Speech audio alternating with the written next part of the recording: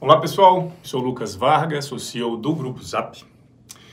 E à medida que a crise do Covid-19 se espalha para novos epicentros, seja na Europa ou nos Estados Unidos, as empresas estão lutando para mobilizar respostas.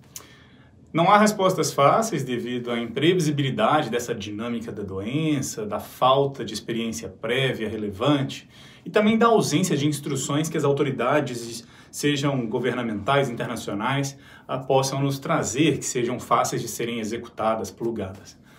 Claramente, cada situação local é diferente, mas existem oportunidades para a gente aprender, para empresas aprenderem com outras empresas, em regiões que estão algumas semanas à frente, respondendo aí à epidemia. Na China, que parece que está alguns estágios iniciais aí na recuperação econômica, de acordo com algumas análises que a gente tem visto, tem olhado, em várias indústrias a gente consegue ver o movimento das pessoas, produção, nível de confiança tem evoluído. Embora essa recuperação possa ser interessante, a gente tem que tomar um cuidado porque talvez se a gente tiver um novo surto de Covid, mesmo lá nas regiões que já se recuperaram, talvez esses planos, essas execuções não saiam como o previsto. A gente vai ter que ir acompanhando para ver o quanto os planos que eles estão executando agora são realmente de sucesso.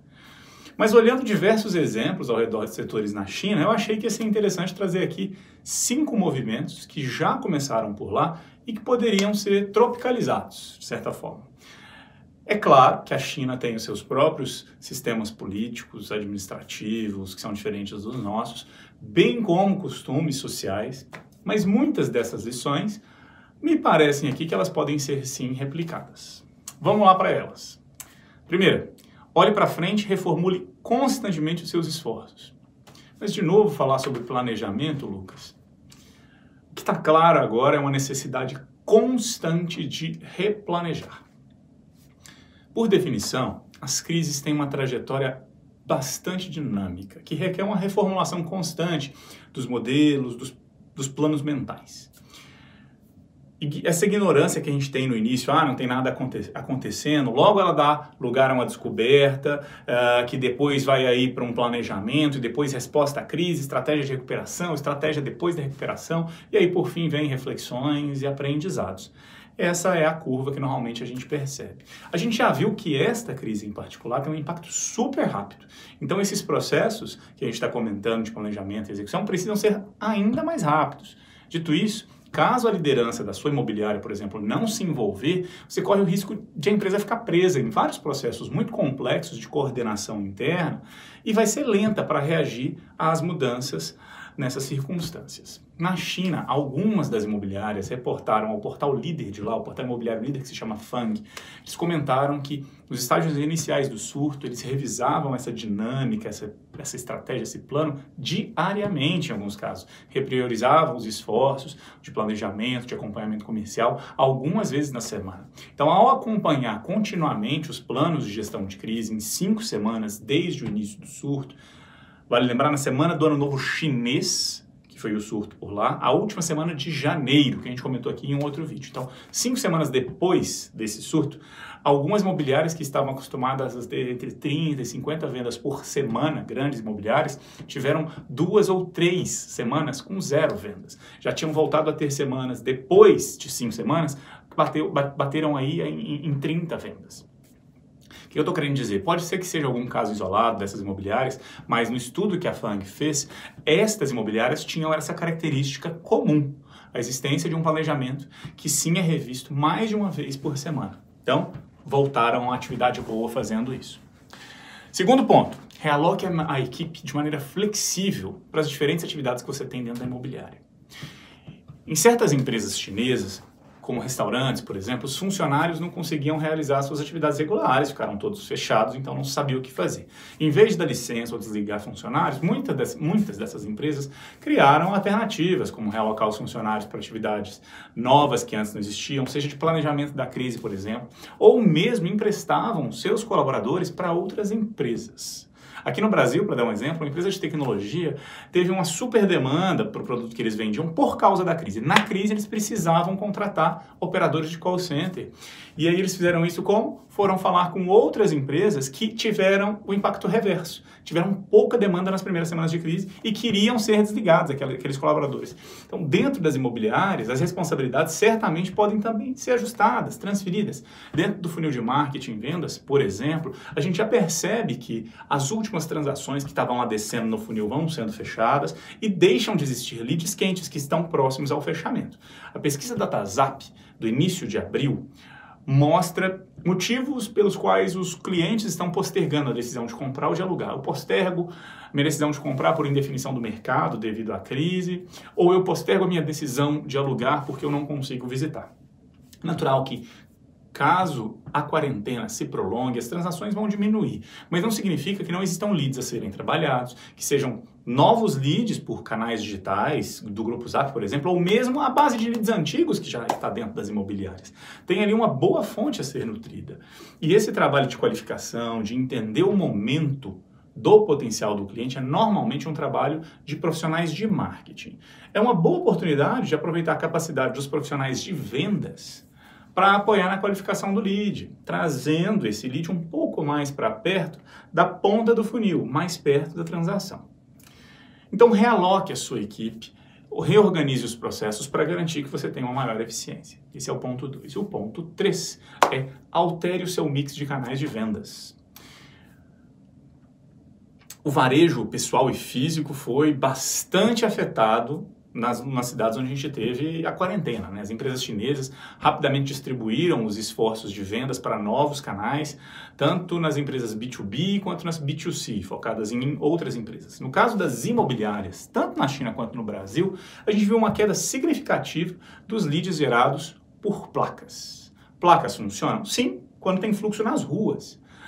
A gente tem visto uma queda forte nesse fluxo devido à quarentena. E como as pessoas ficam em casa, o canal digital, como os portais, App Móveis, Viva Real do Grupo Zap, por exemplo, são uma alternativa. Na China não foi diferente. Teve uma migração para canais digitais muito forte. A gente falou em outras oportunidades, em outros vídeos, sobre como os chineses migraram para os meios digitais nessas últimas semanas, nas várias indústrias, de uma forma muito acelerada. Estima-se que a adoção do digital, agora em abril, está no nível que eles esperavam que só fosse acontecer em abril do ano que vem, de 2021. Ou seja, uma super migração, mesmo depois da reabertura das cidades. O pessoal continuou ali naquele nível de adoção do digital. Claro que uma migração como essa vem sim com ajustes em processos, com mudanças, com necessidade do uso de tecnologia, adoção de sistemas de gestão e afins. Ponto é, quem não usar, não vai se adaptar. Quarto ponto, adapte sua estratégia de recuperação por local. As políticas regionais de saúde pública, a dinâmica das doenças, as orientações administrativas vão criar uma dinâmica de recuperação que varia de acordo com o local. É bem provável que não siga nenhuma estrutura ali regional, geográfica. Tem estados que vão atuar de uma forma, cidades de outra. Então, para você que tem escritórios em mais de uma cidade, é preciso ficar atento. Uma estratégia nacional não vai funcionar, precisa ser local. Isso requer uma abordagem flexível por parte do time de gestão. As atividades de marketing, por exemplo, em parte são centralizadas.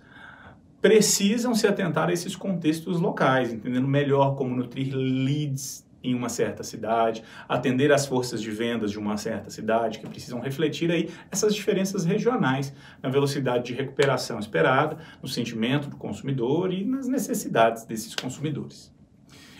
Vale lembrar que uma das principais estratégias para o mercado imobiliário durante a crise é a de especialização no bairro, no perfil do consumidor, no perfil do imóvel.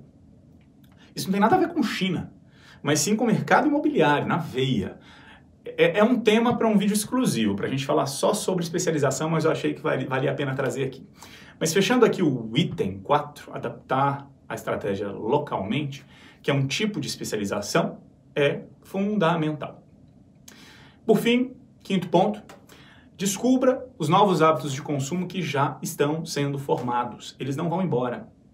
certas mudanças persistirão além da crise. Muitos setores vão ressurgir para essas novas realidades de mercado, seja na China ou em outros lugares. De fato, por exemplo, a crise da SARS, lá em 2003, é frequentemente creditada por acelerar a adoção do comércio eletrônico na China. Algumas empresas chinesas já estão planejando essas mudanças no mundo pós-coronavírus. Como que vai ser? Já tem imobiliária chinesa, por exemplo, que lançou assinatura de contrato por WeChat, que é o equivalente do nosso WhatsApp.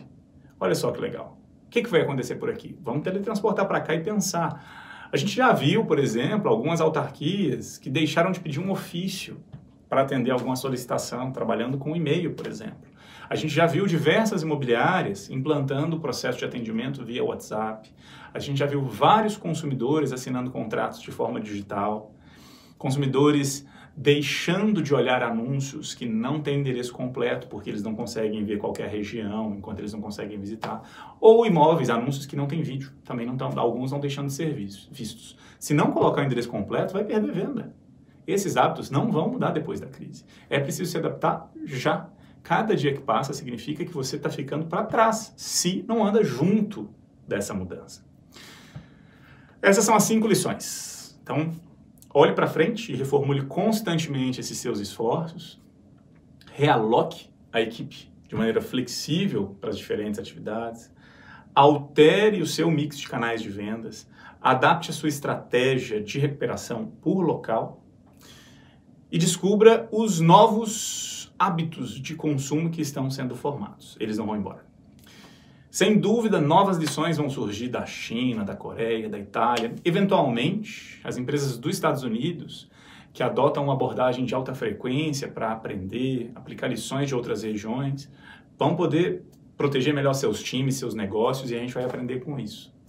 De fato, em um mundo volátil e de rápida mudança, essa abordagem adaptativa deve ser aplicada mais amplamente. Para você, a lição que fica é: siga evoluindo. Siga se capacitando, siga sendo um agente de mudança para evitar ser atropelado por essa onda de mudança de comportamento, de consumo, pela qual nós estamos passando. É isso, pessoal. Eu espero que vocês tenham aproveitado, entendido um pouco mais dessas alternativas que a gente vê em outros países, mas que poderiam ser aplicadas aqui. Se você quiser aproveitar os próximos conteúdos, é só se inscrever aqui no canal do Grupo Zap no YouTube. Pode curtir, se inscrever. Também pode se inscrever no nosso podcast, o Imobcast, nas principais plataformas. Na nossa plataforma de conteúdo do Conecta Imob, que é o academy.conectaimob.com.br. Academy se escreve com Y, que está disponibilizada para acesso gratuito por 2 meses. Março a gente liberou isso e segue aí, então, 2 meses de acesso gratuito. Mas também nas redes sociais, seja no meu canal pessoal no Instagram, que é o @lucasbvargas, no canal do Conecta Imob, que é o @conectaimoboficial, que é onde a gente divulga tudo em primeira mão. E no próprio canal do Grupo Zap, que é o @oficialgrupozap, tudo junto, @oficialgrupozap. Dicas, sugestões, comentários, críticas, sempre super bem-vindos. É só mandar pra gente. Muito obrigado, pessoal. Tchau, tchau.